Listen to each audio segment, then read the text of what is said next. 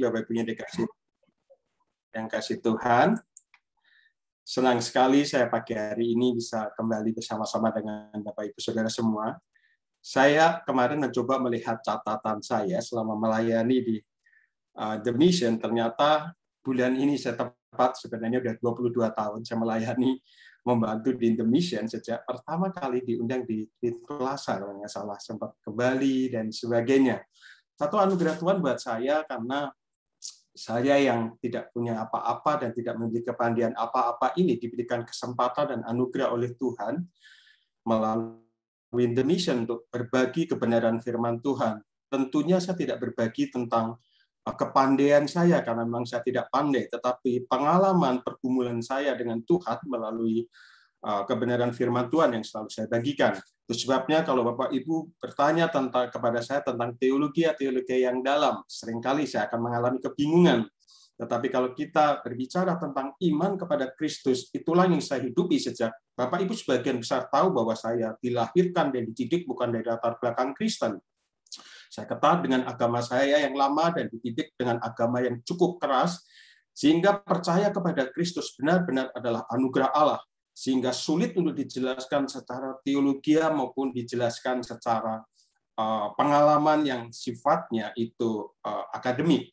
Karena adalah sangat mustahil kalau Theophilus itu bisa percaya kepada Tuhan Yesus dan kemudian dipakai Tuhan menjadi alatnya untuk melayani Tuhan. Saya terlahir, sedikit cerita dari Bapak Ibu yang belum kenal, saya terlahir ditolak orang tua karena saya terlahir.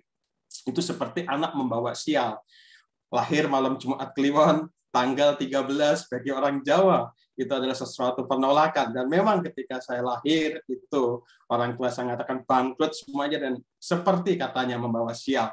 Tetapi saudara-saudara, bahwa apa yang menjadi penilaian dunia kadangkala inilah, bukan kadangkala, sudah pasti akan tidak sesuai dengan kebenaran firman Tuhan.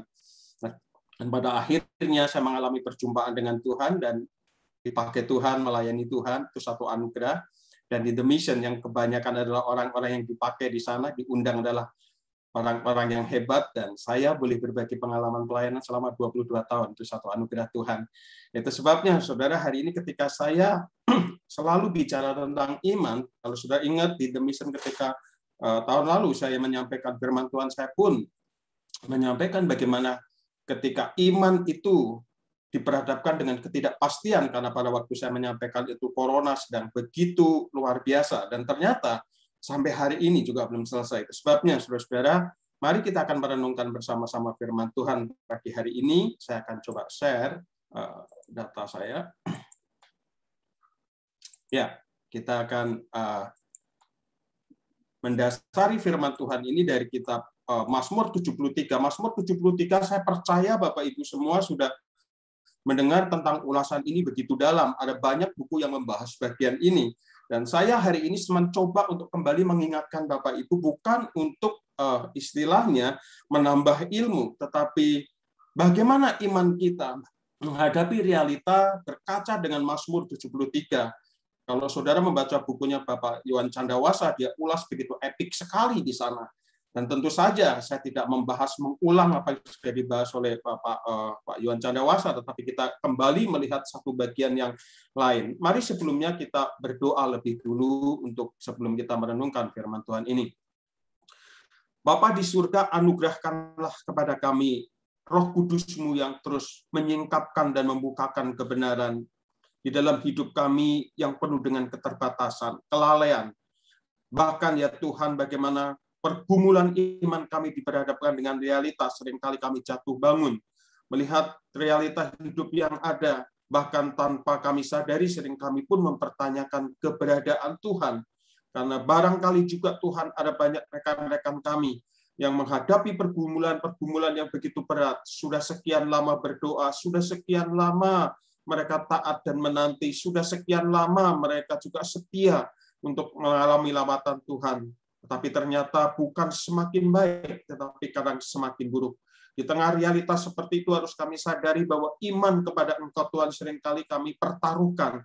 Adakah kami tetap setia, tetap menanti, tetap berpaut kepada Tuhan sekalipun kondisi dan keadaan kami tidak diubahkan?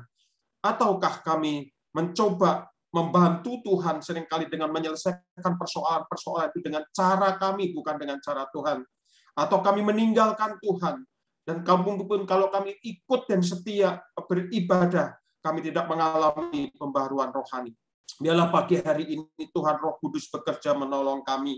Saat kami kembali membaca pengalaman hamba-Mu Asyaf yang ada di dalam Mazmur 73, Roh Kudus bekerja atas kami, mengingatkan kami, meneguhkan kami, mentransformasi hidup kami, bahkan menantang kami Tuhan untuk semakin setia menghidupi iman yang Tuhan sudah berikan itu kepada kami.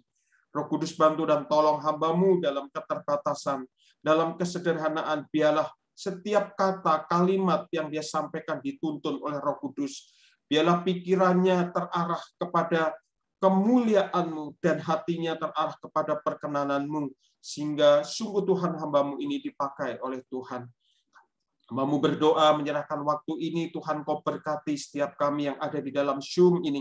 Tuhan berkati jaringan internet, jaringan wifi maupun segala yang kami pakai dengan segala peralatan, supaya tidak mengganggu saat kami belajar firman-Mu. Terima kasih Bapa di surga, kami serahkan waktu ini di dalam nama Tuhan kami, Yesus Kristus. Amin. Bapak Ibu, saya akan membacakan bagian ayat-ayat ini, Mazmur 73, dengan pelan-pelan, dan kita akan simak bersama-sama. Inilah pergumulan dan pengharapan yang ditulis oleh Asaf. Mazmur 73 sampai 89 adalah mazmur yang ditulis oleh Asaf. Sesungguhnya Allah itu baik bagi mereka yang tulus hatinya, bagi mereka yang bersih hatinya. Tetapi aku, sedikit lagi maka kakiku terpeleset, nyaris aku tergelincir. Sebab aku cemburu kepada pembual-pembual, kalau aku melihat kemunculan orang-orang fasik. Sebab kesakitan tidak ada pada mereka. Sehat dan gemuk tubuh mereka. Mereka tidak mengalami kesusahan manusia, dan mereka tidak kena tulah seperti orang lain. Sebab itu mereka berkalungkan kecongkakan dan perpakaian kekerasan. Karena kegemukan kesalahan mereka menyolok. Hati mereka meluap-luap dengan sangkaan. Mereka menyindir dan mengata-ngatai dengan jahatnya. Hal pemerasan dibicarakan mereka dengan tinggi hati.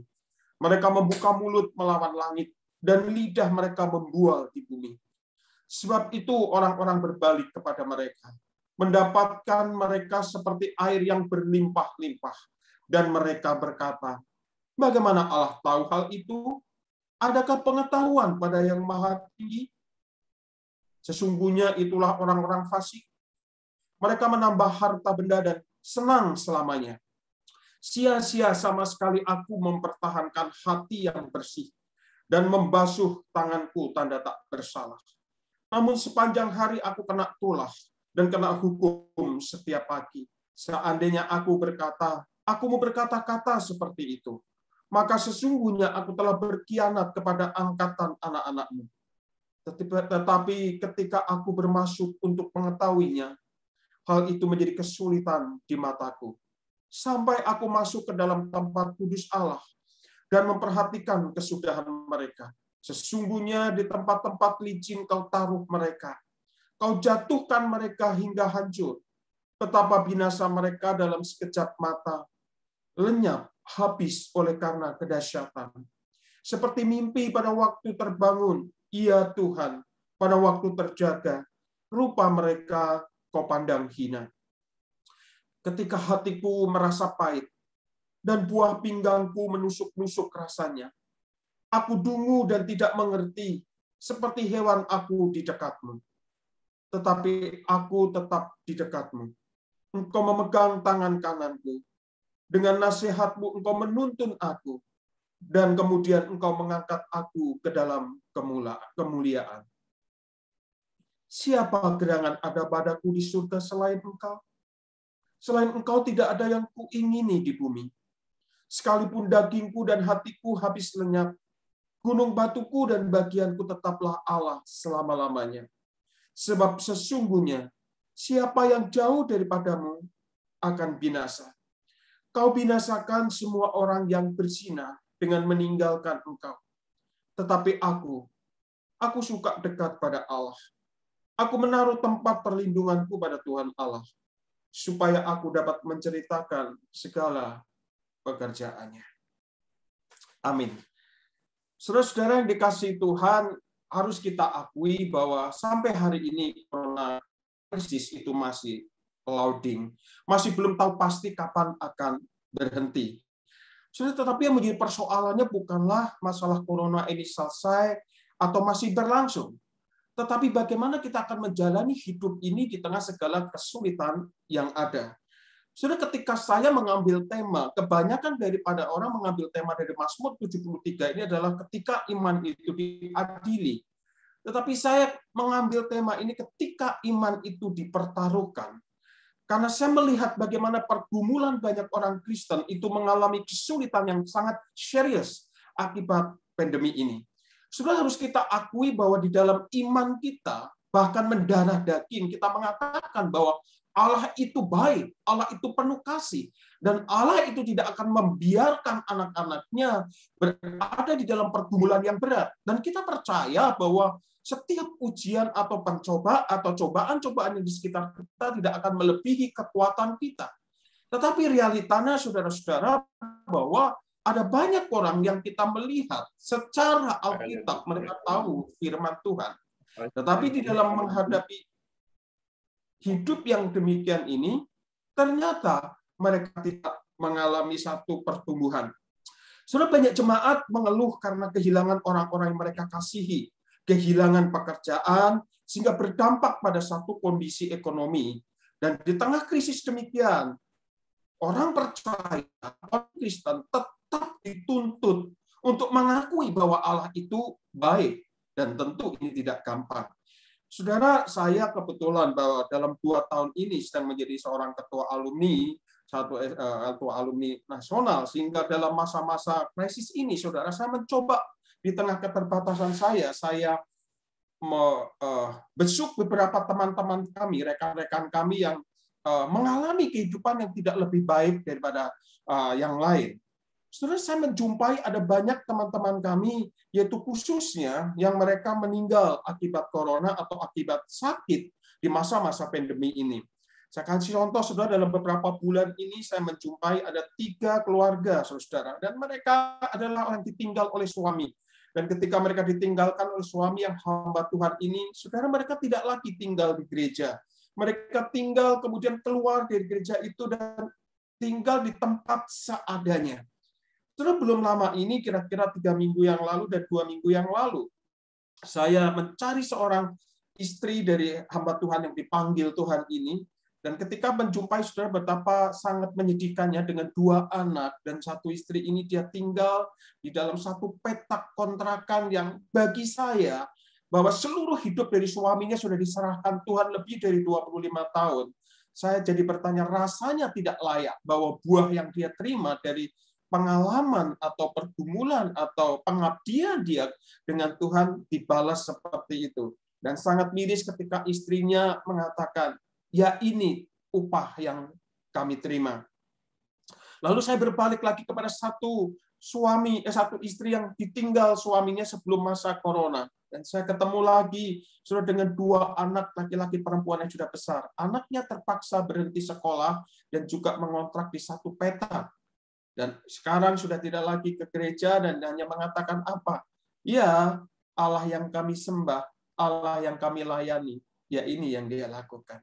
Tetapi yang lebih miris lagi, saudara, saya mendengar dari satu sahabat di luar kota bahwa ketika masa krisis ini, saudara, gereja tidak lagi bisa membuka ibadah, dan dia melayani bukan di satu gereja seperti gereja-gereja Injili atau gereja-gereja Protestan yang dengan setiap bulan hamba Tuhan ini mendapatkan tunjangan hidup yang pasti, tapi dia melayani di satu gereja yang membuka pelayanan sendiri karena tidak ada ibadah, maka mengalami kesulitan ekonomi. Di tengah mengalami kesulitan, dia mencari pinjaman, beberapa orang Kristen tidak mendapatkannya. Dan apa yang terjadi? Seorang agama lain, pemuka agama lain, memberikan bantuan tanpa pinjaman. Dan akhirnya hamba Tuhan ini satu keluarga meninggalkan imannya dan berbalik agama lain. Saudara-saudara, di tengah krisis demikian, tetap percaya kepada Allah yang baik itu tidak gampang. Bagaimanakah seharusnya kita orang Kristen menghadapi pergumulan? Sudah kita membaca di dalam Alkitab ada tiga tokoh besar yang bergumul dengan penderitaan dan iman mereka seolah dipertaruhkan, iman mereka seolah diuji. Karena realitanya mereka ini adalah orang-orang yang baik dan benar di hadapan Allah. Tetapi harus menghadapi satu ujian realita yang sulit dia terima. Kita mengenal Ayub dan kita mengenal Pemazmur 73 ini dan Habakuk. Saudara, kita semua sudah mendengar tentang khotbah dari tiga tokoh ini. Dalam ketiga orang ini, saudara mempunyai kemiripan pergumulan, sekalipun modelnya bervariasi, tetapi yang pasti jawaban pergumulan, perubahan, dan komitmennya sama. Saudara, Ayub adalah orang yang benar, orang yang baik di hadapan Allah, tetapi harus kehilangan semuanya. Itu karena beberapa orang mengatakan kalau Tuhan itu tidak mengizinkan seperti itu, Ayub tidak akan mengalami kesulitan. Habakuk, dia tidak mengerti kenapa Tuhan menghadirkan orang-orang Kasdim yang demikian jahat itu untuk menghancur leburkan kondisi keadaan sekitarnya. Dan ketika dia bertanya, berapa lama lagi Tuhan? Dan Tuhan menjawab sesuatu yang tidak dia duga, karena Tuhan memberitahu bahwa kesulitan-kesulitan yang dialami oleh Habakuk dan orang-orangnya ini adalah Tuhan sendiri yang mendatangkan. Dan di dalam kitab Mazmur ini, Asyabun atau Pemazmur 73 ini mengungkapkannya. Sudah, dan kita tahu mereka semua kemudian menghadapi pergumulan, mengalami perubahan, dan membuat komitmen baru di hadapan Tuhan. Dan ini tujuan daripada tema ini yang saya angkat ketika iman itu dipertaruhkan. Ketika iman kita kepada Allah yang baik, Allah yang penuh kasih, Allah yang mengatakan bahwa Dia peduli kepada kita. Lalu kita integrasikan, kita kaitkan menghadapi realita hidup yang sulit kita terima saat ini. Maka saudara, Mazmur 73 ini mewakili dari sekian banyak pergumulan, bahwa berhubungan dan masalah yang sering membingungkan dan mengecilkan hati umat Allah. Mazmur ini membahas masalah ganda kalau kita perhatikan, saudara-saudara. Mengapa orang-orang benar sering menderita? Khususnya jika dibandingkan dengan kenyataan bahwa orang-orang fasik justru hidup berkelimpahan. Sudah, kalau melihat bahwa begitu banyak orang-orang yang sungguh-sungguh percaya kepada Tuhan, mengalami satu benturan-benturan iman yang menderita sekali.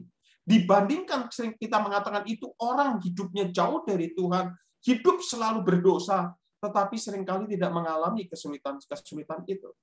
Saudara, pertanyaan mengapa orang-orang benar sering menderita, khususnya jika dibandingkan dengan kenyataan bahwa orang-orang fasik justru hidup berkelimpahan. Pertanyaan ini bersentuhan dengan banyak aspek filosofis, teologis, maupun praktis.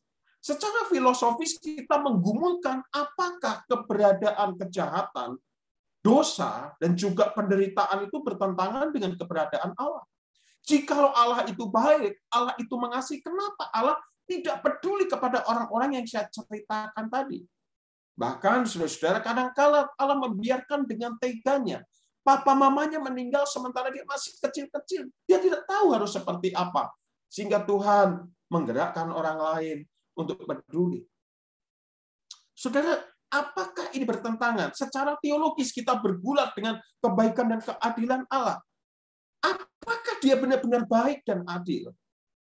Saudara, secara praktis kita semua pernah menjalani penderitaan yang sedemikian berat dan sukar untuk dimengerti. Bukankah seharusnya orang jahat itu dihukum dan orang baik itu adalah mendapatkan tempat yang sudah sepantasnya dan selayaknya? Mazmur 73 merupakan salah satu teks yang secara khusus menyinggung tentang pergumulan tersebut. Kalau saudara melihat bahwa Asyab ini adalah sebagai penulis Mazmur, dia mengungkapkan di ayat 1, dia katakan bahwa sesungguhnya Allah itu baik bagi mereka yang tulus hatinya, bagi mereka yang bersih hatinya. Jadi ayat 1 ini merupakan satu kesimpulan setelah pemazmur, dalam ini Asyab, yaitu menghadapi pergumulan yang berat. Dan hampir saja imannya dipertaruhkan. Imannya hampir saja dilepaskan, karena Alkitab mengatakan, tetapi aku sedikit lagi maka kakiku terpeleset dan nyaris aku tergelincir. Asap sebagai penulis Mazmur berusaha untuk bersikap jujur dengan kenyataan, dengan realita hidup, dengan Tuhan. Sebuah pergumulan yang real dan menyesakkan dada. Sulit untuk mengerti jalan Tuhan. Nah, saudara, kalau kita membaca tadi, Asaf menceritakan semua pengalaman hidup yang telah dilaluinya. Dia mengatakan bahwa dia sangat tergoncang dan hampir jatuh. Imannya itu sempat dipertaruhkan. Apa penyebabnya? Saudara, penyebabnya itu sederhana sekali, yaitu bahwa dia tidak cukup mengerti jalan Tuhan bagi hidupnya. Dia menjadi sadar akan kenyataan hidup yang pahit. Kenapa dia mengatakan dia yang pahit? Kalau saudara melihat bahwa Asaf ini adalah seorang pemimpin puji-pujian. Kalau kita membaca 1 Tawarikh pasal 16 ayat 4-5, Daud pernah memilih sekelompok orang untuk tugasnya memuji-muji Tuhan. Dan Asaf ini adalah pemimpin paduan suara atau seorang worship leader. Seluruh hidupnya kita tahu di dalam Perjanjian Lama ditulis seorang imam itu bagaimana menjaga kehidupannya. Diceritakan bahwa dia sudah menjalani kehidupan yang saleh. Bahkan di dalam ayat itu dikatakan, sudah di ayat 13, dia mengatakan bahwa dia mempertahankan hati yang bersih dan membasuh tanganku tanda tak bersalah. Hati itu bicara yang ada di dalam, tangan itu bicara yang di luar. Antara apa yang ada di dalam, yang dia imani, dia terlihat di dalam kehidupan sehari-hari. Dengan kata lain, ketika Asaf ini mengatakan mempertahankan hati yang bersih dan membasuh tanganku, nanda yang tak bersalah. Itu yang pertama kalau kita mau katakan, saudara-saudara, bahwa di sini Asaf mempraktekkan cara hidup yang saleh. Dia menghindari dosa, dia menghabiskan waktunya untuk berdoa, dia mempunyai kebiasaan setiap hari, setiap malam, ya, untuk memiliki kebiasaan untuk menyelidiki hidupnya. Dan bila mana dia telah berdosa, lalu dia kemudian mengakuinya di hadapan Allah dengan kesediaan yang sungguh di hadapan Allah untuk mencari pengampunan dan pembaharuan. Ketika dia bicara hati yang bersih dan membasuh tangannya tak bersalah, ini yang kedua memiliki arti apa, saudara? Bahwa Asaf, dengan kata lain, Asaf mencurahkan hidupnya dalam kehidupan yang menyenangkan Allah. Dia menjaga hidupnya dari dunia dan pengaruh jahatnya. Dia memisahkan diri dari jalan-jalan yang jahat. Dia menyerahkan hidupnya pada kehidupan yang saleh. Dia bukan hanya sekedar bicara tentang Tuhan, tapi menghidupi dalam kehidupan sehari-hari. Dia bukan hanya statusnya seorang pelayan yang berkata bahwa seorang pelayan itu harus kudus, tapi dalam sehari-hari dia menjaga kekudusan itu. Luar dan dalam, lahir dan batin, itu sama. Dia bukan hanya paham isi Alkitab, tapi dia hidupi. Dia hanya bukan sekedar mengatakan Allah itu yang dia layani, tapi terlihat dalam kehidupannya. Tapi sekalipun telah mengerjakan semua itu, dia menghadapi masalah yang berat seperti yang tercantum di dalam ayat 14, kalau sudah perhatikan. Di ayat 14 dikatakan, namun sepanjang hari aku kena tulah dan kena hukum setiap pagi. Saudara, sebagai seorang pendeta yang saya sudah melayani lebih dari 25 tahun, kalau saya boleh kesimpulkan, banyak orang itu misalnya kenapa rajin berdoa, rajin baca firman Tuhan, rajin beribadah, dan sebagainya. Di samping itu untuk pertumbuhan rohani, selalu mengatakan apa? Supaya Tuhan itu memberkati hidupnya. Dengan kata lain, ketika dia mendahulukan kerajaan Allah, maka Tuhan akan perhatikan hidupnya. Dan yang perhatikan yang menjadi harapan adalah, saudara, supaya hidupnya itu lebih baik dan jauh dari kesulitan. Saya harus akui jujur itu. Bahwa kita berdoa, kita baca firman Tuhan, kita melayani, bukan sekedar kita membalas kebaikan Tuhan, tetapi di balik hati kita punya satu ekspektasi, punya maksud, punya keinginan, hidup kita itu akan diberkati, akan baik. Tetapi apa jadinya, saudara, kalau di dalam hidup kita yang sudah begitu setia seperti Asaf, tapi kemudian bukan hal baik yang dia terima, tetapi Alkitab berkata, sepanjang hari aku kena tulah dan kena hukum setiap pagi. Saudara, Asaf menghadapi masa yang berat dan suka. Dia tidak menceritakan pada kita secara pasti apa yang terjadi. Mungkin tentang penyakit atau masalah keluarganya. Dia tidak cerita secara clear. Tetapi yang pasti, dia menghadapi satu hidup yang menyedihkan dan menyakitkan, yaitu setiap hari, setiap pagi. Nah, saudara, sebenarnya sesungguhnya apa yang dialami Asyaf ini, barangkali sekalipun kita sebenarnya, meskipun penderitaan itu misalnya adalah akibat dari kesalahan kita, bahwa kita sudah melakukan kesalahan, itu kita menderita, maka harusnya kita bisa terima, tetapi itu tetap sulit. Atau sekalipun kita sering mendengar hamba Tuhan atau siapa mengatakan, oh Tuhan punya maksud dan tujuan. Tetapi realitanya nggak segampang itu.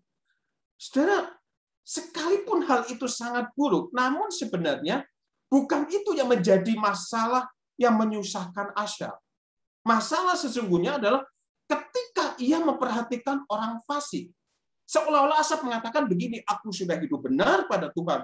Seluruh hidupku aku sudah persembahkan kepada Tuhan. Dan aku tidak membuat kesalahan sekecil apapun yang aku sengaja di hadapan Tuhan. Tapi aku menerima semua ini. Lalu dia melihat orang fasik.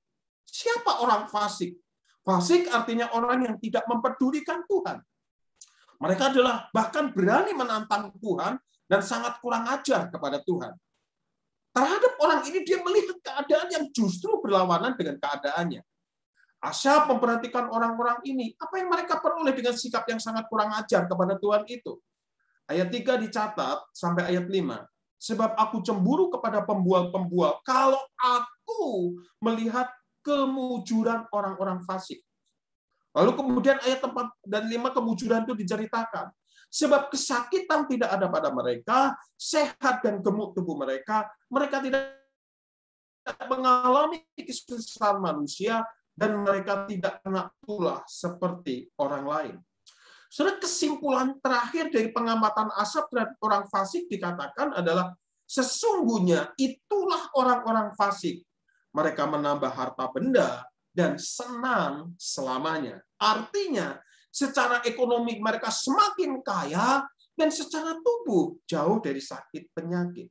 Jadi sekali lagi ada dua yang dia perhatikan. Secara ekonomi, harta mereka terus bertambah.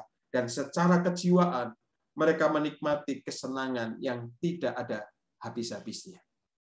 Bukankah ini yang kita butuhkan selama kita hidup di dunia? Dan ada begitu banyak alasan orang beragama atau beribadah. Dan ternyata ketika dia beribadah justru terima sebaliknya. Saudara, ketika membaca bagian ini banyak orang mengatakan Asyaf tidak pernah belajar Alkitab. Salah, saudara. Jika kita menempatkan diri pada posisi Asyaf, kita dapat memahami pergumulannya dengan lebih baik. Sikap yang ditujukan Asyaf adalah wajar. Walaupun hal itu tetap tidak benar. Tetap tidak benar. Coba perhatikan, saudara-saudara, ya. Kehidupan Asyaf. Asyaf itu meyakini sebagai orang Israel yang taat kepada Tuhan dan perjanjiannya. Asyaf meyakini ajaran hukum Taurat tentang berkat dan kutuk. Taat mendatangkan berkat, dosa mendatangkan celaka. Ulangan 30. Tetapi sudah perhatikan hasil ketaatan itu apa? Persoalannya, keadaan Asyaf justru terbalik dengan firman Tuhan ini. Justru orang yang mendapatkan berkat itu orang yang tidak taat. Justru yang mendapat celaka itu orang yang taat. Yang mendapat berkat itu tanda kutip itu adalah orang fasik. Yang mendapatkan kutuk seolah-olah Asyaf berpikir kok saya yang percaya kepada Tuhan. Jadi saudara, realitanya ketaatan itu membuat justru terbalik. Asyaf mengalami banyak sekali penderitaan, mengalami sementara orang-orang fasik menikmati kehidupan yang menyenangkan. Sehingga Asyaf menyaksikan orang-orang fasik itu kemudian mengumbar kejahatan mereka. Mereka kemudian di ayat 9 dikatakan, ayat 8 itu orang-orang fasik itu mengumbar kejahatannya. Ayat 9, mereka tidak segan-segan menantang siapa saja, termasuk Tuhan. Mereka membuka mulut melawan langit dan lidah mereka membual di bumi. Dan tidak heran kemudian banyak orang bergabung ke dalam kefasikan mereka. Ayat 10. Dan kemudian di ayat 11, mencobai Tuhan dengan mereka berkata, bagaimana Allah tahu hal itu? Adakah pengetahuan pada yang maha tinggi? Saudara melihat semua itu, yang terpikir di dalam diri Asyaf adalah, di manakah keadilan Allah? Kalau Allah itu adil, kalau Allah itu baik, kalau Allah itu kasih, seharusnya Allah tidak memperlakukan aku seperti ini. Saudara, pergumulan iman Asyaf ini adalah pergumulan yang juga dihadapi oleh orang-orang yang percaya kepada Allah. Diukur dari aspek manapun, saudara. Baik secara filosofis, teologis, maupun praktis. Pergumulan Asyaf tidaklah mudah untuk kita mengerti. Dimengerti saja sudah sukar. Di ayat 16 dikatakan, apalagi diterima, dijalani. Semakin coba dipahami, semakin menusuk hati. Saudara, ini yang saya katakan bahwa ketika iman itu dipertaruhkan, ketika kita mempercayai Allah itu baik, puji Tuhan. Setiap kita mengatakan begini, Tuhan misalnya mengatakan, semoga Bapak Ibu semua sehat-sehat dalam anugerah Tuhan, dan kita mengatakan, amin. Tapi ternyata kebalikan yang sedang kita terima. Pada waktu kita ditanya apa kabar, kita mencoba mengatakan kabar baik, kabar luar biasa.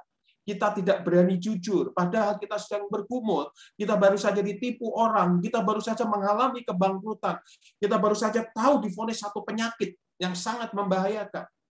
Tapi kita mencoba ketika ditanya apa kabar, baik dengan harapan, waktu aku menjawab baik, segala sesuatunya menjadi selesai.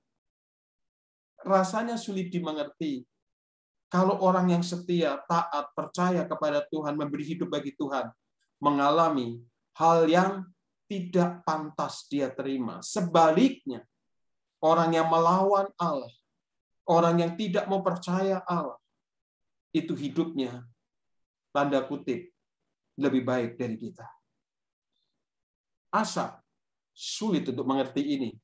Dan barangkali juga Bapak Ibu Saudara mengerti bagian ini. Saudara, saya baru saja mendapat kabar, saya membaca di status seorang rekan saya.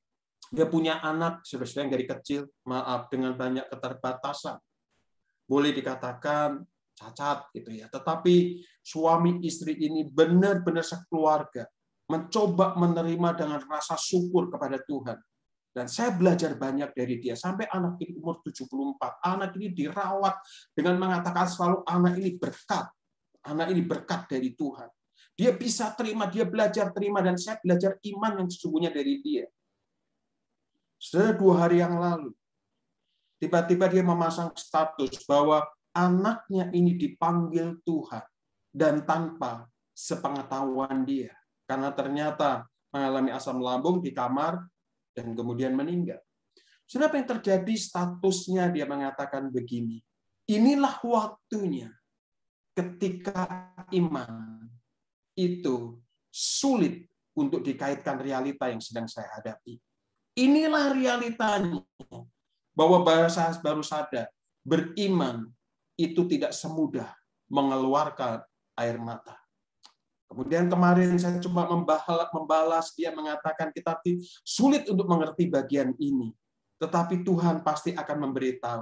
Jawaban dia sangat klasik. Iya, kalau kita sulit, harusnya Tuhan memberitahu kita. Bukankah kita sudah bertanya kepada Tuhan? Saudara, imannya dipertaruhkan. Tetapi puji Tuhan, semalam saya masih baca status. Dan dia mengatakan, saya ingin mengerti maksud Tuhan.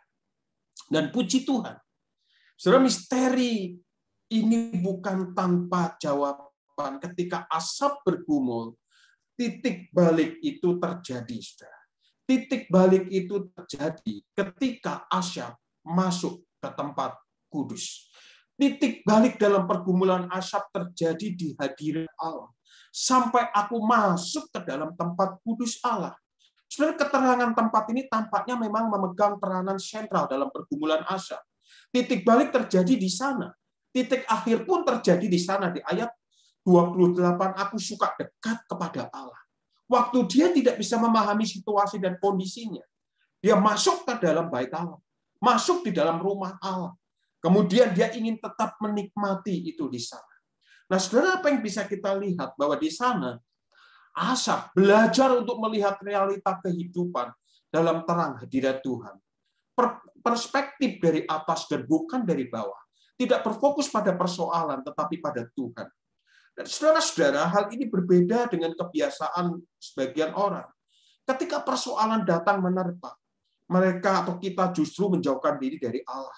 Mereka membiarkan kecewaan, kebingungan, dan ketakutan menarik diri mereka jauh dari Allah. Kita sering mendengar mengatakan, buat apa lagi melayani, buat apa lagi beribadah, kalau ini yang aku terima.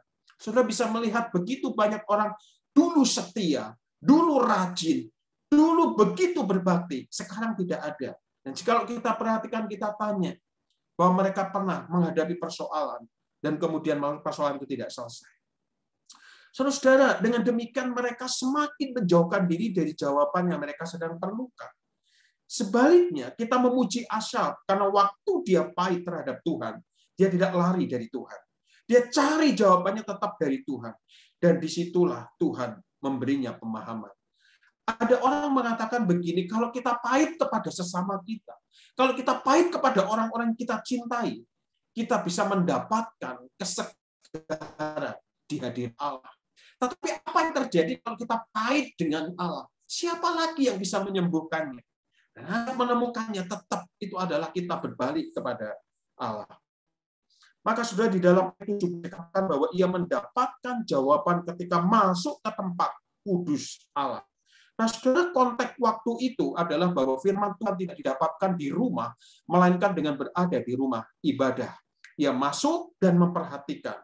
Perhatikan istilah memperhatikan di ayat 17. Ayat 17 di sana dikatakan, sampai aku masuk ke dalam tempat kudus Allah dan memperhatikan kesudahan mereka.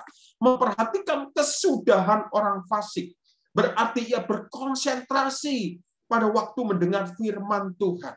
Saudara, ketika dia masuk, dia benar-benar dia meneliti firman Tuhan, memperhatikan firman Tuhan. Dan dia mendapatkan jawaban yang menjadi pertanyaan itu.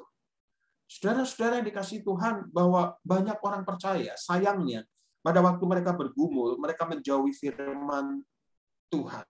Firman yang menjauhi ibadah maupun saat teduh. Akhirnya, mereka tidak mendapatkan jawaban dan kondisinya tetap buruk. Saudara-saudara, memperhatikan firman Tuhan adalah jawaban mutlak dalam pergumulan penderitaan. Kalau kita kembali kepada Ayub dan Habakuk, ketika mereka bertanya berapa lama lagi dan Ayub juga tidak cukup mengerti, mereka kemudian mendapatkan jawaban dari firman Tuhan. Di dalam pasal 2 kitab Habakuk mengatakan sampai kemudian Habakuk itu naik ke Sotok, boleh dikatakan tempat yang maha tinggi, dan dia memperhatikan firman Tuhan. Maka dia kemudian mendapatkan jawabannya sehingga Habakuk berani mengambil komitmen. Sekalipun kondisi dan keadaannya tidak berubah, dia tetap akan bersukacita, beria-ria, karena Allah memberikan kekuatan untuk dia tetap berdiri. Nah, saudara, jika bukan firman Tuhan, apalagi jawaban bagi pergumulan kita. Tapi seringkali harus kita akui, di tengah pergumulan waktu kita habiskan hanya untuk bagaimana kita mencari jalan keluar dari persoalan itu, daripada kita sungguh bergumul dengan firman Tuhan, masuk daripada kesulitan itu. Sudah jadi kesimpulan pemazmur bahwa orang fasik senang selamanya ketika dia masuk memperhatikan orang fasik. Lalu dia memperhatikan bahwa selama ini dia berpikir bahwa orang fasik itu senang lamanya. Itu tidak sepenuhnya benar. Itu hanyalah kesimpulan emosionalnya saja. Jadi setelah dia memperhatikan firman Tuhan, yang benar adalah bahwa memang mereka kelihatan senang sekarang, tetapi nanti belum tentu. Kita berkata, kemudian mereka akan dijatuhkan di tempat licin. Kau jatuhkan mereka sehingga hancur. Saudara, kalau kita melihat kehidupan orang benar yang senang sekarang, jangan lupa melihat masa lalunya. Mungkin dulu banyak penderitaan. Saudara, seringkali kita melihat orang sukses, enak ya hidupnya, ya dia ya semua yang dia mau ada. Sudah lihat perjuangan mereka dulu. Saya mengenal banyak-banyak orang-orang sukses, saudara-saudara, baik dalam pelayanan maupun bisnis. Waktu dia bercerita, saudara-saudara, bagaimana mereka memulai dari jalan kaki, bercucuran air mata. Sekarang kalau dia menerima banyak, itu hasilnya. Saudara, kalau kita melihat orang benar senang sekarang, barangkali dia pernah melewati cucuran air mata dan pergumulan. Kalau kita melihat kehidupan orang fasik yang senang sekarang, jangan lupa melihat masa depannya. Mungkin juga banyak penderitaan. Sudah sampai di sini kita mendapat pelajaran berharga. Yang disebut dengan jawaban pergumulan itu bukan perubahan keadaan. Dari 3 orang besar yang bergumul dengan penderitaan, yaitu tadi yang saya katakan Ayub, Habakuk, dan Asyab, hanya Ayub yang dicatat mengalami perubahan keadaan. Anaknya yang meninggal diganti dengan begitu banyak anak. Hartanya yang habis diganti berlipat-lipat ganda. Tetapi itu terjadi setelah dia mendapatkan jawaban firman yang merubah hidupnya dan membangun komitmen baru. Tetapi pemazmur, Asyab, dan Habakuk tidak mendapatkan perubahan keadaan. Tetapi perubahan mindset, perubahan kedewasaan imannya, yaitu melalui hidup melalui firman Tuhan.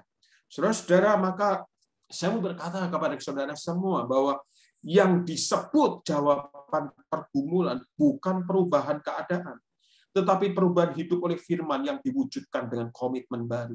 Dan ini hanya diperoleh orang-orang yang sungguh mau bergumul dengan Tuhan. Yang sungguh-sungguh bergumul bukan hanya sekedar mengerti, bergumul serius untuk mencari hati Tuhan. Jadi saudara, ketika kita menghadapi pergumulan-pergumulan dan kita rajin baca firman, rajin berdoa, rajin melayani, jangan bermimpi perubahan keadaan, karena itu bukan jawaban Alkitab. Namun demikian, konsep ini tidak berarti kita tidak berusaha mencari jalan keluar. Tuhan lebih senang merubah cara berpikir kita, lebih senang mendewasakan iman kita. Tuhan lebih tertarik membentuk, memproses kita daripada untuk merubah atau menyelesaikan persoalan-persoalan kita. Kadang-kala persoalan yang kita tidak minta di dalam doa pun Tuhan selesaikan. Karena Tuhan tahu apa yang kita butuhkan. Nah, saudara, itu sebabnya ketika Asyab masuk di dalam rumah Allah dan dia melihat apa yang terjadi dengan orang-orang fasik, maka saudara-saudara, bagian terakhir akhir dari pergumulan itu adalah si pemazmur atau Asyab ini kemudian membangun komitmen baru. Kalau tadi hampir saja dia meninggalkan imannya sempat dipertaruhkan. Tetapi ketika dia masuk di dalam tempat kudus Allah, melihat akhir kehidupan daripada orang-orang yang tidak percaya kepada Tuhan, maka ada 3 hal yang dia komitmen kepada Tuhan. Komitmen yang pertama, kalau kita perhatikan, saudara-saudara, dia dikatakan bahwa mau tetap dekat dengan Tuhan di tengah segala penderitaannya. Di tengah segala penderitaannya. Saudara-saudara yang dikasihi Tuhan, komitmen dalam keadaan sulit, pemazmur mau tetap setia kepada Tuhan. Bahkan ia merasa ketika dirinya dungu seperti hewan, dia mengatakan, dekat itulah baru ia mendapat kekuatan. Jika ia lari dari Tuhan, di manakah jawabannya? Banyak orang Kristen waktu susah malah menjauh dari Tuhan, sehingga hidup mereka tambah parah. Saudara, maka jika saudara saat ini sedang bergumul dengan pergumulan yang begitu serius, dekatkanlah diri saudara pada Tuhan. Kembalilah dan jangan menjauh dari Tuhan. Nah, saudara, kalau kita perhatikan dalam komitmen pertama itu, kita melihat pertolongan Tuhan persis seperti menolong orang yang pingsan. Barangkali karena keletihan menghadapi pergumulan, kadang-kala kita udah nggak mampu berpikir lagi. Itu yang dihadapi oleh pemazmur. Dia sudah seperti orang dungu, bahkan dia seperti hewan, ya saudara-saudara ya. Tetapi Alkitab dikatakan, engkau memegang tanganku. Engkau memegang tanganku. Saudara, kalau Alkitab mengatakan bahwa Allah memegang kita dengan tangan kanannya, itu berarti ada kekuatan yang Allah berikan. Misal Yesaya 41 ayat 10. Kalau Alkitab mengatakan Allah memegang tangan kanan kita, itu berarti ada ketenangan, ada kenyamanan, supaya tidak jatuh tergeletak. Kondisi sekitarnya tidak baik, tapi merasa aman, ada tangan yang kuat memegang kita. Setelah tangan itu dipegang karena dia pingsan, itu seperti dituntun selangkah demi selangkah menuju ke tempat yang lebih baik secara kerohanian, supaya ia tidak tergelincir. Itulah ayat 2, saudara-saudara. Jadi dia sudah hampir jatuh, sedikit lagi Alkitab mengatakan terpeleset, tapi Allah cepat memegang tangannya, lalu dituntun menjauh dari lereng yang ingin membuat dia tergelincir, terpeleset itu. Tetap dekat dengan Tuhan dalam penderitaan adalah satu keputusan yang terbaik, karena tangan Tuhan yang kuat, sekalipun penderitaan kita itu begitu berat, tidak akan membiarkan kita jatuh tergeletak, sebab tangan Tuhan menopang kita. Komitmen yang kedua, saudara, komitmen yang kedua, bahwa tetap mengasihi Tuhan sekalipun dalam penderitaan. Yang pertama, tetap dekat. Lalu kemudian adalah tetap mengasihi. Saudara, kalau komitmen pertama adalah tetap dekat Tuhan sekalipun masih merasa tidak enak atau kita mungkin pusing, maka yang kedua ini mulai menikmati dan mengasihi Tuhan. Waktu mendekat dengan beban yang berat itu rasanya nggak enak. Tapi di komitmen yang kedua ini, dia sudah mulai bisa menikmati. Saudara-saudara, pada waktu Asyab mulai mendekat kepada Allah, mulai menikmati dan mengasihinya, Asyab menemukan Tuhan dalam arti yang sesungguhnya sebagai harta satu-satunya yang berharga. Saudara, dia menginginkan Allah lebih dari apapun. Tidak ada yang lain yang dia ingini kecuali Allah saja, ayat 25. Sekalipun semuanya dalam dirinya hancur dan lenyap, Allah tetap menjadi tempat perlindungan dan bagian yang terbaik, ayat 26. Saudara, kalau selama ini Asyab itu menginginkan kesembuhan, Asyab menginginkan dicukupi ekonominya, Asyab ingin seperti orang fasik yang sehat selalu, yang menambah harta. Sekarang dia mengatakan bukan tidak butuh, bahwa itu semua dibandingkan memiliki Allah tidak sebanding.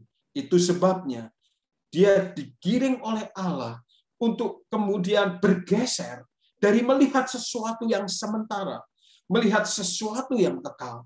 Dan inilah hanya anugerah Allah ketika kita mendekat kepada Allah. Kita bisa menilai bahwa memiliki Allah itu jauh dari memiliki apapun. Sulit bagi orang yang tidak dekat dengan Allah dan mengasihi Allah, bahwa Allah itu segala-galanya. Tetap dia akan melihat jabatan, harta, kesehatan, itu menjadi yang utama. Sehingga jangan heran, saudara-saudara, banyak orang itu berani meninggalkan Allah demi itu, karena mereka tidak pernah dekat dengan Allah. Dan pada waktu sudah mengasihi Allah, dia mendekat mengasihi, ada komitmen yang ketiga, saudara-saudara. Komitmen yang ketiga adalah selama-lamanya berjalan dengan Allah. Iman itu berjalan melalui ketidakmungkinan, tetapi berjalan untuk menuju bersama Allah yang mungkin. Sudah selama-lamanya berjalan bersama Allah. NIV menerjemahkan, adalah baik bagiku untuk dekat dengan Allah. Adalah baik bagiku untuk dekat dengan Allah. Bukan dekat dengan yang lain. Selama-lamanya, entah susah, tetap berjalan dengan Allah. Entah jalan yang aku lalui ini begitu sulit aku mengerti. Rasa-rasanya impossible untuk membuat aku itu nyaman. Tetapi bukankah iman berjalan bersama dengan Allah di tengah-tengah ketidakpastian? Lalu pemazmur kenapa mengungkapkan bahwa dia adalah selama-lamanya berjalan dengan Allah? Ayat 27 pemazmur memberi peringatan kepada kita semua. Sebab sesungguhnya siapa yang jauh daripadamu akan binasa. Kau binasakan semua orang yang berzinah dengan meninggalkan engkau. Saudara, manusia diciptakan Allah sebagai makhluk yang tidak mungkin hidup terpisah dengan Allah. Dan ketika dia terpisah dengan Allah, itulah perzinahan yang sesungguhnya. Dan konsekuensi dari hal itu adalah kebinasaan atau maut. Dan akhirnya, saudara, pemazmur menutup mazmur ini dengan sebuah tekad yang luar biasa. Dia katakan apa? Tetapi aku suka dekat pada Allah. Aku menaruh tempat perlindunganku pada Tuhan Allah, supaya aku dapat menceritakan segala pekerjaannya. Saudara, pemazmur membulatkan hatinya untuk memilih fondasi kebahagiaan hidupnya di antara sekian banyak fondasi yang ditawarkan dunia pada hubungan yang dekat pada Allah. Sebelumnya dia mengidentikan kebaikan Tuhan dengan segala pemberian dan kesenangan hidup. Sekarang dia benar-benar memahami apa yang baik, yaitu dekat dengan Allah. Sudah ketika kita membaca Mazmur ini, lalu kita mengkaitkan dengan kondisi yang ada sekarang. Ada begitu banyak pertanyaan yang muncul. Bagaimana kalau corona ini tidak selesai? Bagaimana kalau tetap mengganas? Bagaimana kehidupan ekonomiku? Bagaimana kehidupan masa depan anak-anakku? Bagaimana dengan kesehatan dan sebagainya?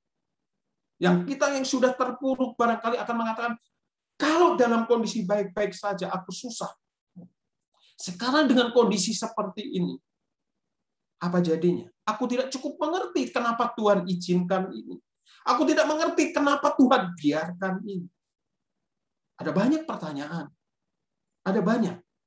Saudara-saudara, tetapi saya hanya mau mengingatkan di dalam bagian ini, saudara-saudara.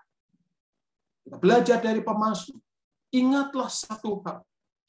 Ketika penderitaan, kesulitan, pergumulan itu sedang menggerogoti kita, dan kita menjerit menuntut jawaban yang lengkap, mengapa itu terjadi pada kita? Allah justru menawarkan dirinya. Allah menawarkan dirinya ketika kita meminta kesehatan. Allah menawarkan dirinya.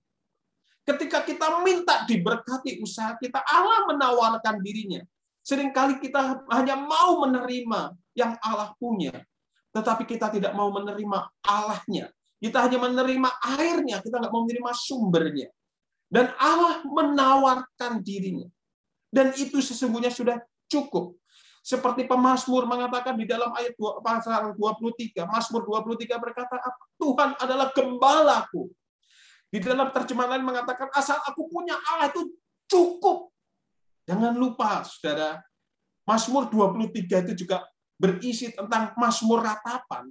Mazmur itu seringkali ayat 1 itu seringkali menjadi satu kesimpulan seperti tadi. Allah itu baik bagi orang yang tulus hatinya, lalu dia cerita. Mazmur 23 itu bercerita tentang apa? Tuhan adalah gembalaku, takkan kekurangan aku. Yaitu dia menyimpulkan di ayat 4 dan seterusnya. Ketika dia pernah berjalan dalam lembah kekelaman, ketika dia mengalami kesulitan, yang dia inginkan adalah rumput yang hijau, air yang tenang. Dan ternyata itu belum dia peroleh. Tapi ketika dia mendapatkan Tuhan, Allah itu cukup.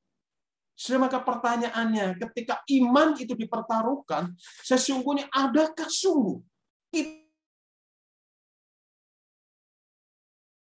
Yesus itu sungguh-sungguh, atau kita hanya mau berkat-berkat?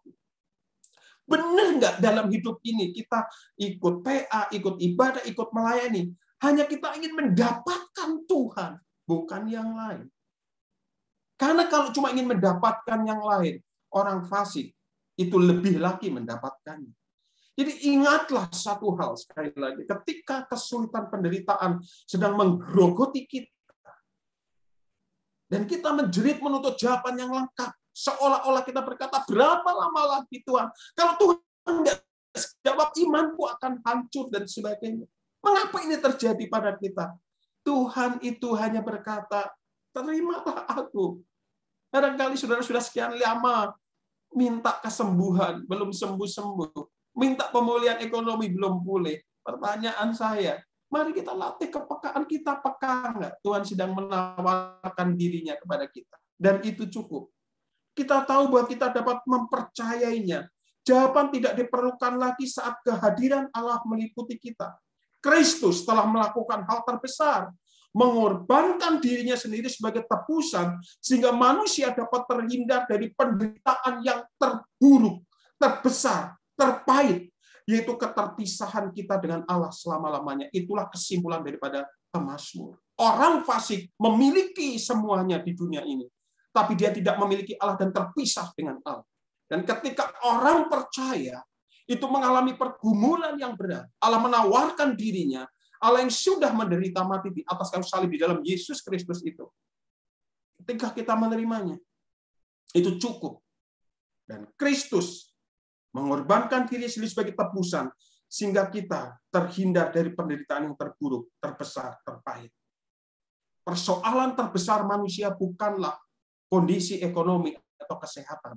Persoalan terbesar manusia adalah dosa. Dan Kristus Yesus sudah menyelesaikannya. Kalau persoalan terbesar Allah sudah selesaikan, mari kita beriman bahwa sedang bekerja untuk menyelesaikan persoalan yang lain. Ketakutan terbesar manusia bukanlah masa depan hidupnya. Ketakutan terbesar manusia bukanlah selesainya pandemi ini. Ketakutan terbesar manusia adalah kematian. Dan Allah di dalam Yesus Kristus, melalui kematiannya, sudah menyelesaikan ketakutan terbesar itu, yaitu kematian. Jikalau ketakutan terbesar kematian sudah diselesaikan, bukankah Allah sesungguhnya mau berkata, tenanglah aku ini, jangan takut. Karena engkau bersama dengan aku. Dan saya ingin menutup kembali mengingatkan kalimat yang pernah saya sampaikan kepada saudara dalam khotbah tahun lalu. Bahwa saya ingin berkata kepada saudara, sesulit apapun keadaan kita, tidak akan pernah menghancurkan iman kita. Karena kita milik Allah. Tetapi keadaan itu hanya mengungkapkan kualitas iman kita yang sebenarnya. Jadi jangan pernah engkau pertaruhkan imanmu untuk hal yang sementara. Tapi biarlah imanmu semakin dewasa di tengah segala keadaan kita yang begitu sulit ini. Kiranya Tuhan menolong kita.